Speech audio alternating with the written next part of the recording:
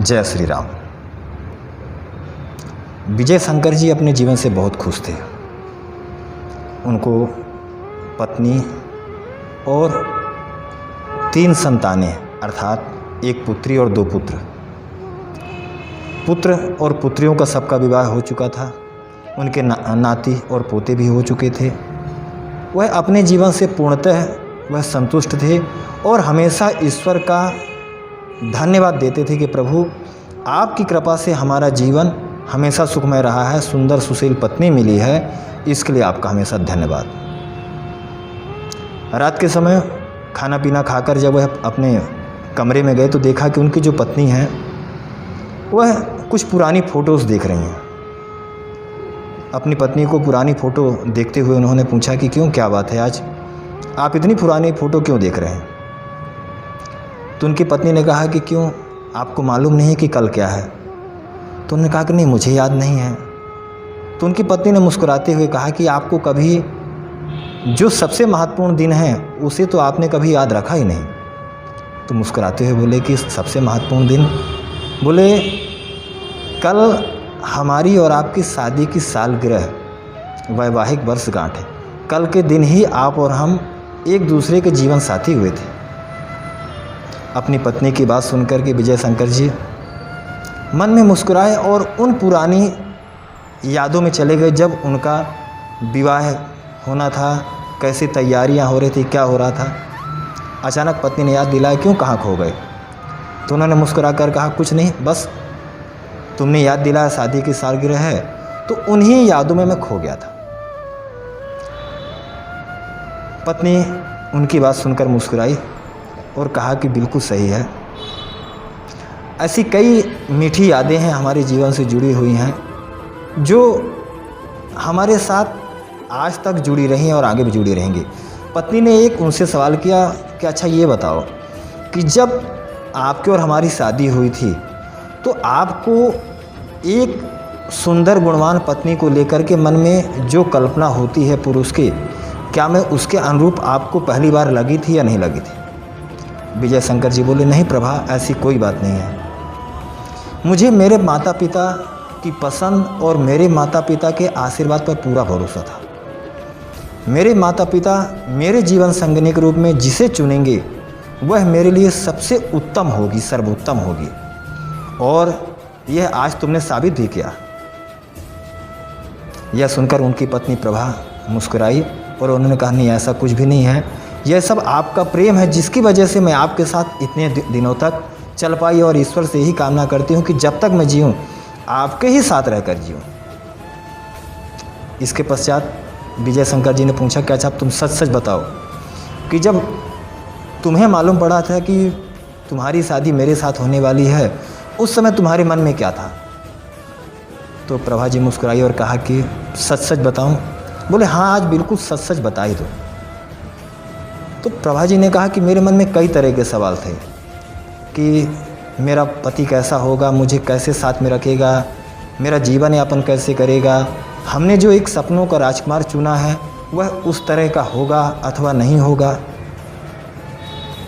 इन्हीं ऊहापोह में मेरा समय निकलता गया। शादी के बाद जब मैंने आपको देखा तो मुझे ऐसा लगा कि वास्तव में आप उस इंसान की तरह नहीं है जिसे मैंने अपने सपनों का राजकुमार चुना था। पर वास्तव में 2 दिन, 4 दिन, 6 दिन के बाद मुझे यह एहसास हुआ कि वास्तव में मुझे मेरे सपनों का राजकुमार नहीं मिला, वह मेरे लिए बहुत अच्छा हुआ, क्योंकि वास्तव में मेरे सपनों के राजकुमार तो आप थे। और यकीन मानिए मेरा जीवन आज आपकी वजह से सुखमय है। ऐसा सुनकर विजय शंकर जी बोले, नहीं प्रभा, ऐसी कोई बात नहीं है, तुम बहुत अच्छी हो। तुमने हमारे घर परिवार को, हमारे माता पिता को, सबको साथ में लेकर के चली और हमारे माता पिता की, हमारे भाई की सबकी इतनी सेवा करी जिसकी वजह से हमारा परिवार कुटुंब आज भले साथ में ना हो, लेकिन हम दूर रह कर के हमारी दिलों की दूरियां नहीं बढ़ी है। उनकी यह बात चलती रही। अंत में दोनों ने निश्चय किया कि कल सुबह चल कर के हम भगवान का धन्यवाद देंगे कि हमारे जीवन के, वैवाहिक जीवन के 40 वर्ष हमने पूर्ण किए, उसके लिए हम ईश्वर का धन्यवाद देंगे। ऐसा सोचते हुए रात्रि को सो गए सुबह उन्होंने अपना नहाना धोना किया और उसके पश्चात वह मंदिर को चले गए। मंदिर से वहाँ पहुंचकर भगवान को जो भी उनकी पूजा अर्चना थी की, वहाँ पर भगवान से प्रार्थना करने के पश्चात अपना जो निवेदन है वह भगवान से कहा, भगवान को धन्यवाद दिया। घंटे भर बाद मंदिर से वापस अपने घर पर आए। उस समय बहू बेटे सब घर पर थे। इसके पश्चात उन्होंने देखा कि उनके बहू बेटे जो सुबह 9 बजे से पहले नहाते नहीं थे, आज सबके सब नहा धो के तैयार हैं। खैर उन्हें लगा शायद कोई आज स्पेशल दिन होगा, इसलिए बच्चे नहा धो के तैयार हैं। लेकिन उन्होंने देखा कि उनके बच्चे जैसे उनके आने का इंतज़ार कर रहे हों। जैसे ही विजय शंकर जी और प्रभा आए, वैसे ही उनके दोनों बेटे और बहुओं ने पहले उनसे आशीर्वाद लिया। वह दोनों आश्चर्यचकित थे कि आखिर यह है क्या, पर प्रभा जी समझ गए कि शायद इन्हें मालूम पड़ गया है कि आज हमारे माता पिता की शादी की सालगिरह है। उनके दोनों बेटों ने अपनी पत्नी को कहा कि जाओ एक थाली लेकर के आओ और पानी भी लेकर के आना। उसके पश्चात थाली और पानी आया। उन्होंने दोनों पुत्रों ने बारी बारी अपने माता पिता के चरणों को धोया। धोने के पश्चात उन्हें टीका वगैरह लगाया और उनके चरणों में झुक कर के आशीर्वाद दिया। माता पिता पूरी तरह समझ गए थे कि हमारे पुत्र और पुत्र वधुओं को यह मालूम पड़ चुका है कि यह इनकी शादी की सालगिरह इसलिए कर रहे हैं। खैर उनके पुत्र जो कर रहे थे उन्हें स्वीकार था, अतः उन्होंने कुछ नहीं कहा। इसके पश्चात उन्होंने कहा कि बाबूजी और मम्मी जी, हमने आपके लिए कुछ तैयार किया है, गिफ्ट वगैरह, उसे आप बिल्कुल मना मत करना। विजय शंकर जी और प्रभा ने कहा कि नहीं बेटा, हम क्यों अस्वीकार करेंगे, आप जो भी देंगे उसे तो हमें स्वीकार ही करना है।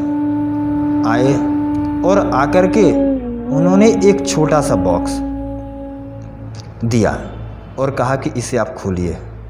उसमें खोलने के पश्चात देखा तो उसमें उनके माता जी का गले का एक हार था।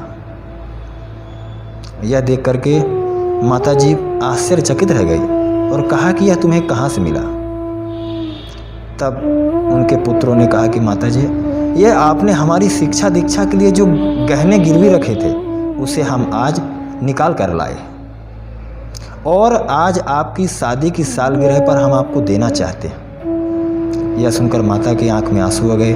पिता भी बहुत प्रसन्न हुए कि चलो हमारे पुत्रों ने हमारे लिए इतना किया, बहुत है। उसके पश्चात पुत्र वधू ने कहा कि हम आप माता पिता से एक आशीर्वाद मांगते हैं कि आप हमेशा हमारे साथ रहें और अपना आशीर्वाद हमें देते रहें। यह सुनकर के विजय शंकर जी और प्रभा ने कहा कि नहीं बेटा, ऐसा क्यों कहते हो, आशीर्वाद तो ईश्वर का होता है, हम तो आपके माता पिता हैं और हम आपके साथ हमेशा रहेंगे।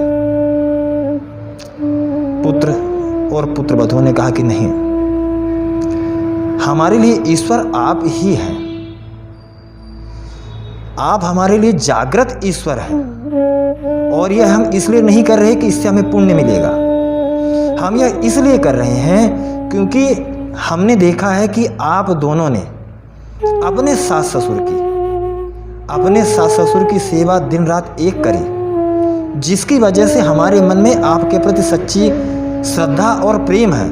हम आपकी किसी बात को इसलिए नहीं टाल सकते क्योंकि आपने अपने जीवन में पूरी तरह से बहू का और पुत्र का धर्म पूरी तरह से निभाया। आपने जरा सी चूक नहीं होने दी। हम देखते थे कि दादी जी की जब तबीयत खराब होती थी, उनके बोलने से पहले आप दोनों ही उनके पास खड़े हो जाते थे। उनकी दिन रात सेवा करी है। उनका बिस्तर खराब हो गया तो आप दोनों ने साफ किया, जिससे हमें प्रेरणा मिली कि हमें भी अपने सास ससुर के, अपने बड़े बुजुर्गों की सेवा ऐसे ही करनी चाहिए। और हम चाहते हैं कि ईश्वर कभी आपको इस परिस्थिति में ना लाए। आपको ईश्वर जितनी आयु दे, आप दीर्घायु हों, स्वस्थ हों, लेकिन अगर ईश्वर ऐसी अवस्था लाता है, हम आपकी सेवा करते हैं, तो हमारी जो आने वाली पीढ़ियां हैं, जो हमारे पुत्र हैं, वह भी तो देखेंगे। हमें भी तो कहीं ना कहीं यह उन्हें दिखाने का, संस्कार दिखाने का मौका मिलेगा, जिससे हमारे पुत्र यह सीखेंगे कि हमारे माता और पिता ने हमारे दादा दादी की सेवा करी, और यही संस्कार कहीं न कहीं हमारे पुत्र पुत्र वधुओं को, इनको सबको मिलते जाएंगे। और अंत समय में जब हम आपकी स्थिति में आएंगे तो हमें अपने पुत्र पुत्र वधुओं को यह कहना नहीं पड़ेगा कि आप हमारी सेवा करो, या हमें उन्हें यह सिखाना नहीं पड़ेगा कि हमने हमारे सास ससुर की ऐसी सेवा करी, क्योंकि उन्होंने देखा हुआ है और समझते हैं कि हमने हमारे सास ससुर की सेवा करी है, अतः हमें भी हमारे माता पिता की ऐसी सेवा करनी चाहिए। बस यही हमारा स्वार्थ है, और हम यही चाहते हैं कि यह एक शुभ अवसर हम अपने पुत्र और पुत्र वधुओं को दिखाने का अवसर प्रदान करें। यह सुनकर विजय शंकर जी और प्रभा जी दोनों बहुत प्रसन्न हुए। उन्हें अपने बहू और बेटों की चतुराई बहुत पसंद आई कि हमारे पुत्र और पुत्र वधु बहुत प्रशंसनीय कार्य कर रहे हैं। एक तो हमारी तरफ हमारी सेवा भी कर रहे हैं, और दूसरी तरफ हमारे नातू पोतों को यह शिक्षा भी दे रहे हैं कि अपने बड़े बुजुर्गों की किस तरह सेवा करनी चाहिए। शायद यही हमारा मानव जीवन है और यही हमारा धर्म है। आपको कहानी कैसी लगी वह मुझे अवश्य बताइएगा, और साथ ही मुझे आप अपने विचारों से अवगत भी कराइएगा, जिसके लिए कमेंट बॉक्स खुला हुआ है। आप ना इसे लाइक करेंगे ना शेयर करेंगे, लेकिन आप अपने विचार जरूर प्रस्तुत करेंगे, ताकि मैं और भी ऐसी ही संस्कारवान कहानियाँ और प्रेरणादायक कहानियाँ आपके सामने लाता रहूं। जय श्री राम।